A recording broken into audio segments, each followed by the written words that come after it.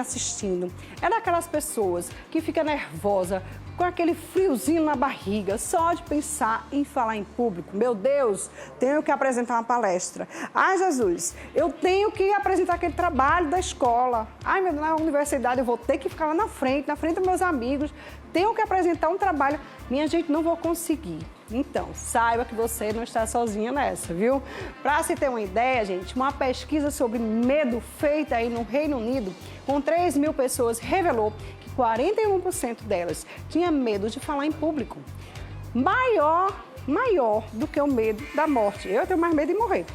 Ou lidar aí com problemas financeiros. Também é um problema triste, mas enfim, gente, para falar sobre esse assunto, eu hoje recebo aqui a neuropsicóloga, a doutora Cléa Brito. A gente vai tirar todas as suas dúvidas, para ver se você perde esse medo. Eu também tive já esse medo, já passei por isso, é bem complicado, mas hoje eu levo de boa, é muito bom se comunicar. Bom dia, doutora Cléa, Bom dia, Marília, tudo bem? Seja bem-vinda. E muito obrigada, Vamos falar é um prazer. um pouquinho sobre esses medos, né, que as pessoas sentem tanto, que realmente é algo que eu acho que é difícil da gente falar assim, se uma pessoa, porque essa pessoa sente tanto esses medos, porque é de pessoa para pessoa. Isso, exatamente. Tem gente que sabe falar, mas chega na hora, trava tudo, fica tremendo, fica nervosa, dá aquele friozinho na barriga, diz eu não vou conseguir.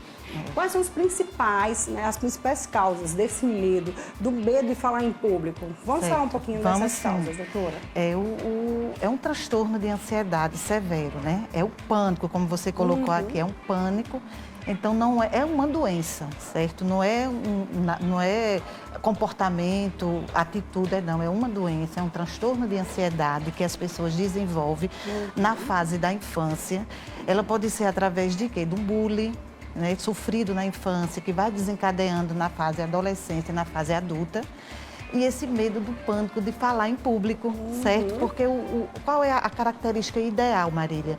É o medo de ser julgado.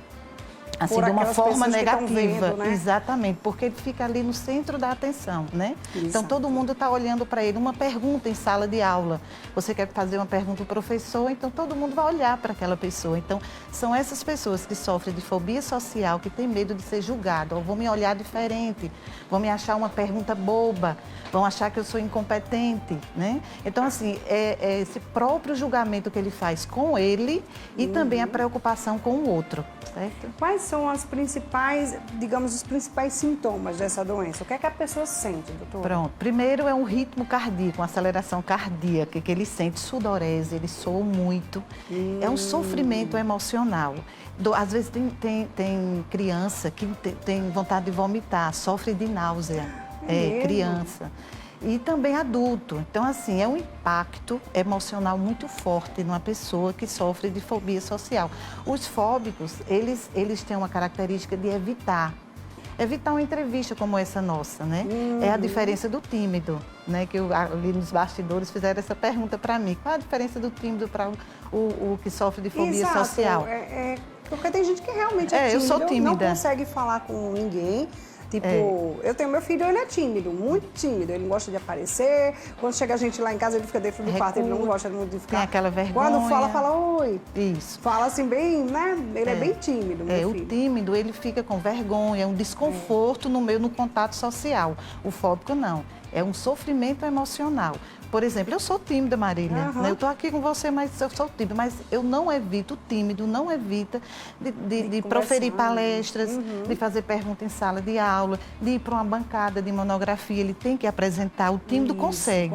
Ele tem esse contato, mas o fóbico não, ele foge. Começa a dar tremedeira, exatamente, suor, frio na barriga. Exatamente, náusea, vontade de vomitar, e ele foge daquela situação, ele evita. Então, se você está no grupo e uma pessoa chega, olha, vem fazer um convite para dar uma entrevista com a Marília lá na TV Arapuã, a pessoa foge. Os fóbicos, as pessoas que sofrem de fobia, elas fogem. Não, comigo não. Não posso, me invento história. Encaminha outra pessoa, mas infelizmente, eu não gosto e tal. Então, ele sempre foge as pessoas que sofrem de fobia social. E isso é terrível. Por quê?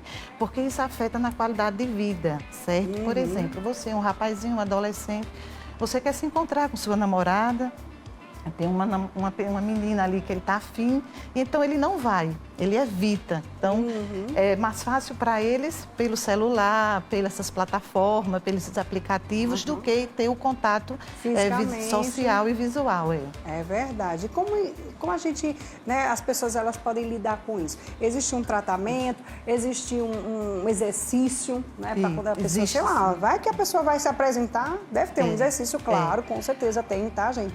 Um exercício que ajuda, que eu acho que é um exercício mais de respiração, enfim, que ajuda as pessoas a se manter um pouco mais calma, né? Existe sim, existe várias ferramentas. Quando a fobia social ela é grave, quando a gente diz grave, são aqueles fóbicos que eles não têm mesmo contato visual, eles não têm amigos, vivem mais isolados em casa, não gostam de ter esse contato visual e social.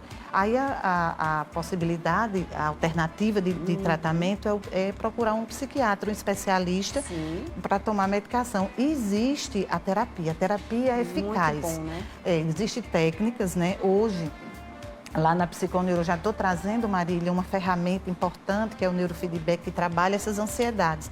E a terapia cognitiva comportamental tem ajudado muito nesse tratamento. E tem como o fóbico ele ficar bom. Tem cura para isso. Melhorar é só procurar. bastante. Então, posso deixar um recadinho às pessoas que conhecem alguém, que sentem esses sintomas, que procure alguém, procure um especialista. Se não quiser ir até o psiquiatra, vá até o psicólogo, que lá a gente tem várias abordagens que tratam a fobia social. Tem muita gente que, por exemplo, tem o medo de falar, né? Mas quando ela começa a falar, daqui a pouco vai passando aquele frio na barriga, você vai fica mais tranquila. Excelente pergunta. No começo fica, ai meu Deus, estou me tremendo, estou suando frio, tá aquele frio na barriga, mas quando você começa a falar, daqui a uns 5 minutos para. É o tímido. Já melhora. Melhora bastante isso, né? Essa é a característica do tímido, certo? Sim. O fóbico não, a fobia social não. Ele passa o tempo A partir todo... do momento que ele é exposto ao contato social, a ansiedade dele vai aumentando. Vai aumentando, por isso que tem alguns, já aconteceu, experiência própria de palestrante já sair do momento de realizar a palestra, já não consegui, porque fugiu. Então, por quê? Na medida que vai aumentando, você vai sentindo aqueles sintomas, né? De tremores, né? de sudorese. É verdade. Então, a sensação deles é fugir. Eles evitam ao máximo esse contato social. Gente, várias pessoas já vieram aqui, aí chegava ali, aí, meu Deus do céu, eu tô tão nervosa, olha como eu tô tremendo, não vou conseguir falar. Eu fazia, gente, relaxe, respira aí um pouquinho, relaxa. Quando tinha outros convidados, aí ficava melhor. Por quê? Porque quando eu sinto que uma pessoa está um pouco nervosa, você sabe, você conhece quando a pessoa está nervosa, aí eu já passo para outra pessoa para que ela vá se acalmando um pouquinho. Isso. Então, aí ela começa a se acalmar e quando eu volto para ela já está um pouco mais leve. Isso é bom também porque, assim, dá uma tranquilizada. Peraí, agora deixa a outra pessoa falando, ela vai melhorando um pouquinho. Quando eu volto, ela já está bem melhor. É porque, Marília, o fóbico, ele tem a característica dele é uma preocupação. Então, por exemplo, se você vai apresentar uma monografia na bancada, em um mês ele já vem doente, ele já vem se preocupando. E aquela preocupação já eleva a ansiedade. No ato, tem pessoas que conseguem, como você colocou bem aqui, cada caso é um caso. Tem pessoas que conseguem superar no momento da exposição e tem outros não, tem outros que fogem. Então, assim, na fobia, a ansiedade é se elevar cada vez mais. Essa pessoa que você colocou, provavelmente, ela não ia conseguir. É complicado. Sofrer, se ela tivesse um sofrimento, a patologia da fobia social.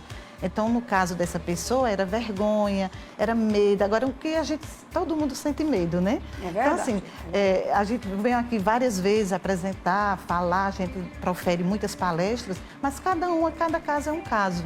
É verdade, né? Cada palestra é de uma forma. Então, é normal da gente sentir, será que eu vou ficar bem? Será que eu vou apresentar bem?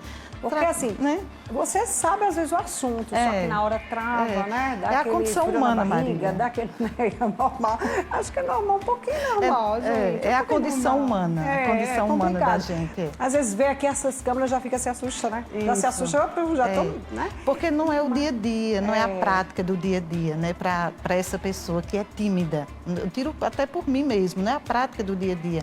Mas a gente vai lá, passa o nosso papel, profere a palestra, mas vem aqui, conversa com você e você deixa a gente muito à Isso. vontade. Gente, é maravilhoso, Marília. Deixa muito, quem tem timidez, pode vir com entrevista, Pode porque vir, você viu? deixa muito à vontade. É verdade, todo mundo fala Muito à isso. vontade. É verdade. Então, assim, a fobia social é diferente. Existe essa diferença, porque a característica mesmo, quem está me ouvindo, é a preocupação de ser julgado negativamente. É verdade. Deixa eu te perguntar uma coisa. Uma pessoa vai, digamos que ela vai apresentar a monografia dela na escola, na faculdade, terminar lá e tal. E aí ela mistura um pouco do humor. Será que isso fica mais leve? Deixa ela mais leve? Quando eu acho que ela mistura um pouco daquele negócio mais sério, jogar alguma coisa mais humorada e ela dá um ânimo. Exatamente, a melhora? maioria. Quando você diz, eu não tenho saída, eu não posso fugir daquela situação, então eu tenho que procurar estratégia para enfrentar. Leva Então um pouquinho de brinca com o humor, vai dar colega, certo. mais gelado, fica gelado, tremula. verdade. Os sintomas permanecem, mas eles procuram aquela estratégia de desempenhar aquela atividade que eles não vai poder fugir daquela. É verdade. Eu tinha vergonha às vezes. Vou mentir não, viu? Eu tinha vergonha às vezes de apresentar na escola ou na faculdade, no trabalho, lá na frente. Por quê? Porque eu olhava meus amigos e fazia, eita, meus amigos, será que eles vão dizer que eu tô falando besteira? Ou tô falando alguma coisa que não é? Ou julga, né? Às vezes julga você. exato, então você mas vai, dá uma tremedeira, fazer, eu tenho que apresentar para meus amigos, né? Exatamente. Mas é a característica das pessoas que sofrem de fobia social. Essa preocupação do julgamento. Do julgamento, Isso. né? Então, da pessoa tá vendo você ali na frente, você tem que falar tudo direitinho. E a pessoa, será que ela vai me julgar? Será que ela vai achar que eu não falei direito? Né? Ela fica se autopunindo o tempo todo. Quando termina o trabalho, conversa com o colega, o que é que você achou? Eu não fui bem. Então, sempre eles desenvolvem esse pensamento negativo. Que acha que não foi bem. É uma pessoa pessimista. Não, eu sempre acho que eu sou ótima. Graças a Deus. Mesmo às vezes não sendo. Sabe o que é que acontecia? Tipo, olha, eu vou deixar assim bem claro pra vocês. No começo, quando eu comecei com televisão, eu fazia o PB Clipe. Ele era gravado. Então, eu gravava, se eu errasse, eu tinha como voltar de novo. Então, eu gravava. No começo, Manhã da Gente, eu também gravava, o primeiro ano. E aí, todo mundo fazia, faz ao vivo. Eu fazia, Deus me livre, se eu tô errando aqui, imaginando ao vivo, né? E hoje em dia, eu amo fazer ao vivo, eu detesto fazer gravado, porque o ao vivo, gente, é a gente, é natural. Se você erra, você brinca, tira uma brincadeira, você se sai ali de alguma coisa, de alguma forma, enfim, e dá certo, você fica mais, né? Você acredita em você. O gravado, aquele negócio, você grava, aí você fala, mas daqui a pouco quando você vai fazer de novo, que você erra e você vai fazer de novo, não é a mesma coisa. Você não sai natural, você faz aquele negócio meio, né, forçado. Exato. Não é a mesma coisa. Exatamente. Assim, o bom foi porque você teve essa oportunidade de fazer esse treinamento, a gente chama de treinamento cognitivo. Então, e essas pessoas que não têm essa oportunidade sofrem ao caminhar da vida. Verdade. Na terapia cognitiva comportamental, a gente faz justamente esse treino cognitivo. A gente faz uma simulação das apresentações necessárias por exemplo, chega muito no consultório, é muito comum chegar no consultório as pessoas que vão apresentar o TCC. Então, a gente faz a simulação, ele apresenta para a gente, faz esse treino cognitivo e ele consegue. Ah, isso é ótimo, né? Isso, o trabalho lá na Psiconeuro, a gente muito tem bom essa isso. equipe que prepara as pessoas para esse enfrentamento, né? Essa dificuldade, esse quadro. Coisa boa. Porque assim, existe também pessoas profissionais, executivos, que têm sim medo, Reuniões. gente, né? Reuniões, vai para uma reunião, ai meu Deus do céu, como vai ser? Isso. Vai para uma entrevista de emprego. Imagina, a pessoa vai para uma entrevista de emprego, não consegue se comunicar, não consegue falar, fica com medo, será que eu vou passar nessa entrevista ou não? Às vezes ele é um bom profissional, mas infelizmente não consegue, na hora, ser bom, né? De passar o que ele sabe. Exato. E nessa globalização, Marília, o que é que está acontecendo muito na atualidade? As entrevistas, né, pelas plataformas. Nós tivemos um paciente que ele teve que fazer uma entrevista com um país que fez um convite e ele teve que fazer essa entrevista pela plataforma. E ele tinha fobia social. E a gente fez o tratamento, preparamos e ele conseguiu fazer. Meu Deus do céu. Existe outro tipo de doença que desencadeia esse? Pronto, escuta só. As pessoas que não procuram ajuda, eles têm esse transtorno de ansiedade social, que é chamado, né, popular, fobia social.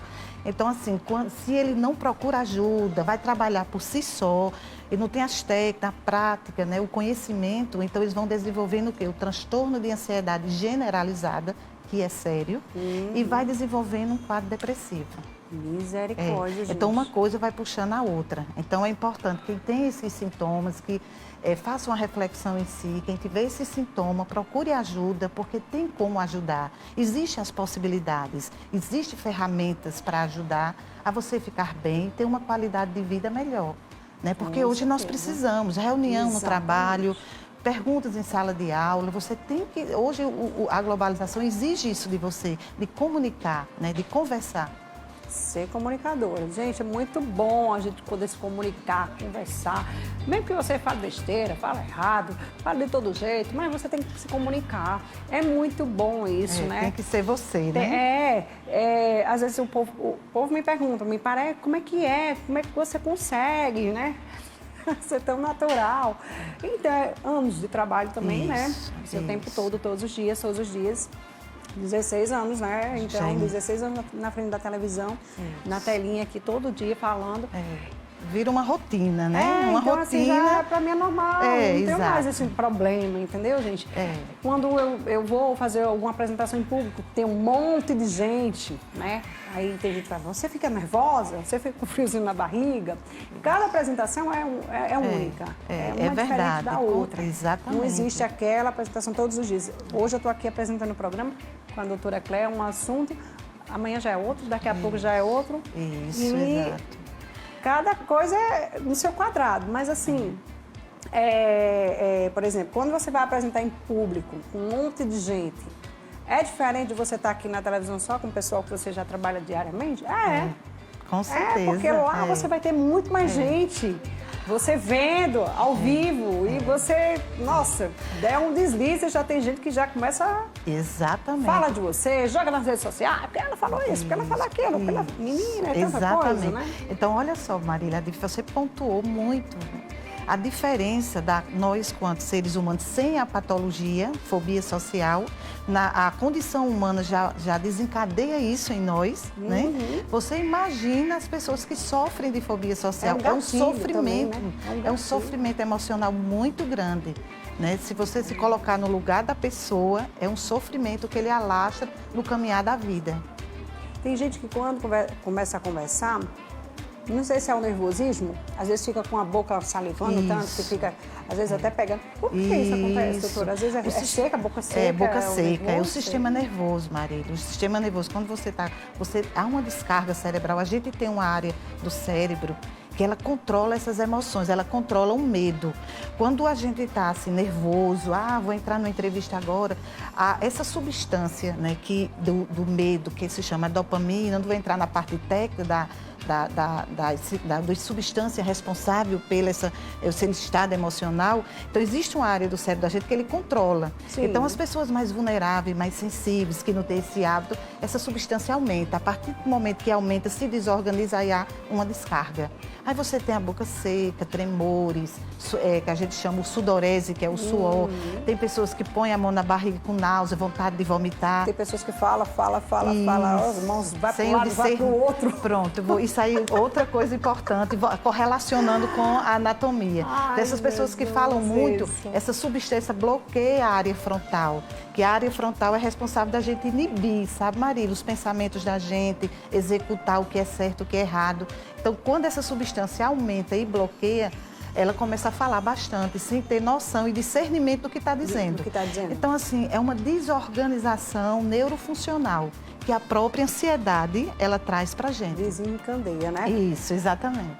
Vamos fazer o seguinte, deixa uma dica para quem está em casa, nos assistindo agora, que tem medo, que tem esse transtorno, que tem essa doença, né, que realmente pode desencadear essa doença. Isso. Quais são as dicas que você daria para que essa pessoa possa se tranquilizar mais na hora que for fazer, sei lá, ou uma entrevista, ou uma palestra, ou sei lá o quê, falar em público, digamos assim, no geral.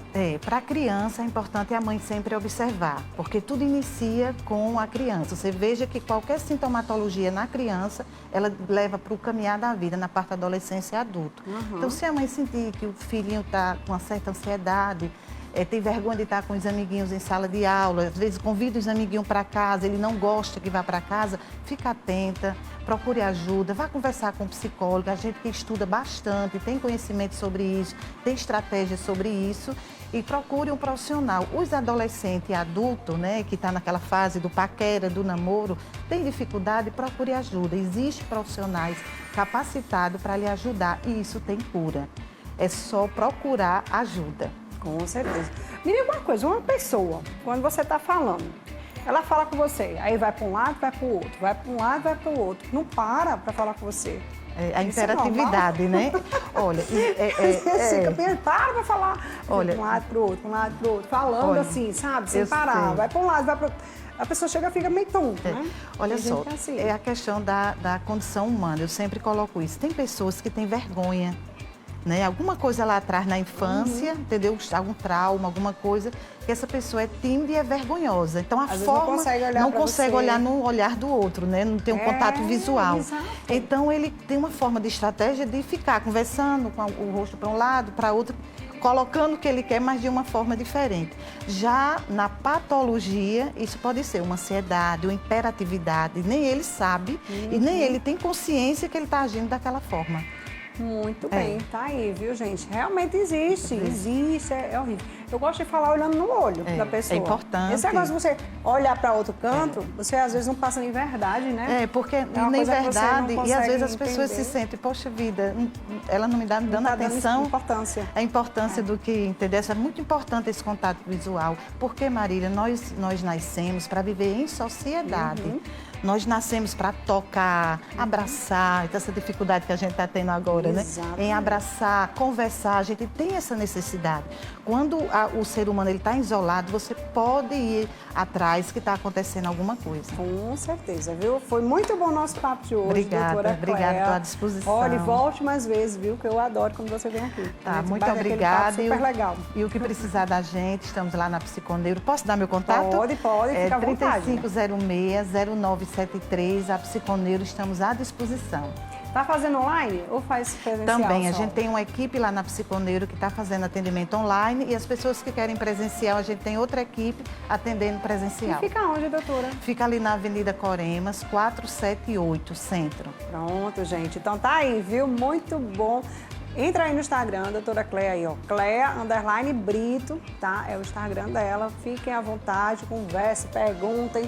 Ela tira algumas dúvidas. Agora você tem que ir para consulta, tá? E também no Instagram da Psiconeiro, @Psiconeiro, lá tem uma equipe inteira. Qualquer coisa, é só tirar as dúvidas com a gente. Ai, muito bom, viu? Adorei. E olha só, gente, vou agora